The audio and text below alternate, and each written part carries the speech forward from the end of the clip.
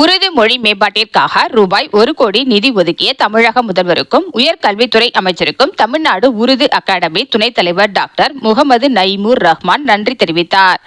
சென்னை காயிதே மில்லத் மகளிர் கலைக் கல்லூரியில் தமிழ்நாடு உருது அகாடமி துணைத் தலைவர் டாக்டர் முகமது நயீமுர் ரஹ்மான் செய்தியாளர்களை சந்தித்து பேசினார்.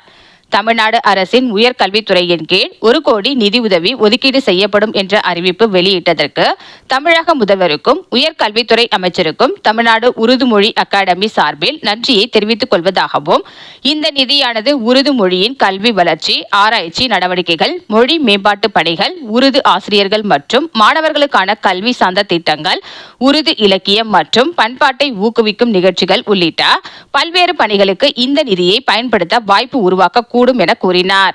மேலும் இந்த நிதி ஒதுக்கீடு தமிழ்நாட்டில் உருது மொழியில் கல்வி மற்றும் ஆராய்ச்சி மேலும் வலுப்படுத்துவதோடு உருது மொழி பேசும் சுமார் 18 லட்சம் மக்களுக்கு வாய்ப்புகளை உருவாக்கும் எனவும், இந்த நிதி ஒதுக்கீட்டில் உருது மொழியில் பயிலும் மாணவர்களுக்கு அடுத்த கட்டம் செல்வதற்கு பேருதவியாக இருக்கும் என அவர் தெரிவித்தார். உருது மொழி மேம்பாட்டிற்காக ரூபாய் 1 கோடி நிதி ஒதுக்கிய தமிழக முதல்வருக்கும் உயர்கல்வித்துறை அமைச்சருக்கும் தமிழ்நாடு உருது அகாடமி துணைத் தலைவர் டாக்டர் முகமது நயீமுர் ரஹ்மான் நன்றி தெரிவித்தார்.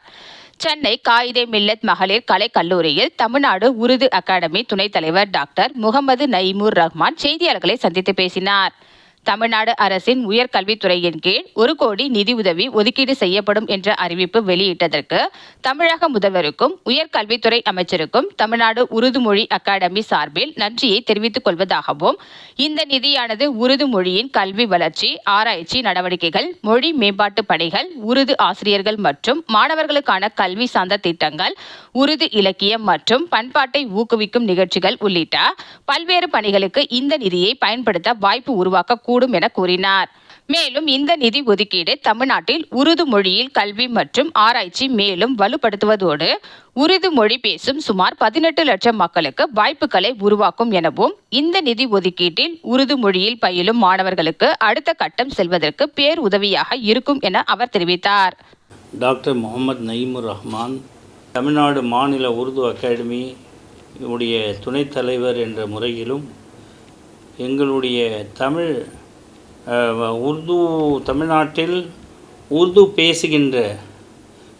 மொழி பேசுகின்ற கிட்டத்தட்ட 18 லட்சம் பேர் அவர்களின் சார்பாக எங்களுடைய நெஞ்சார்ந்த நன்றியினை மாண்புமிகு முதலமைச்சர் அவர்களுக்கு சமர்ப்பிக்கின்றோம்.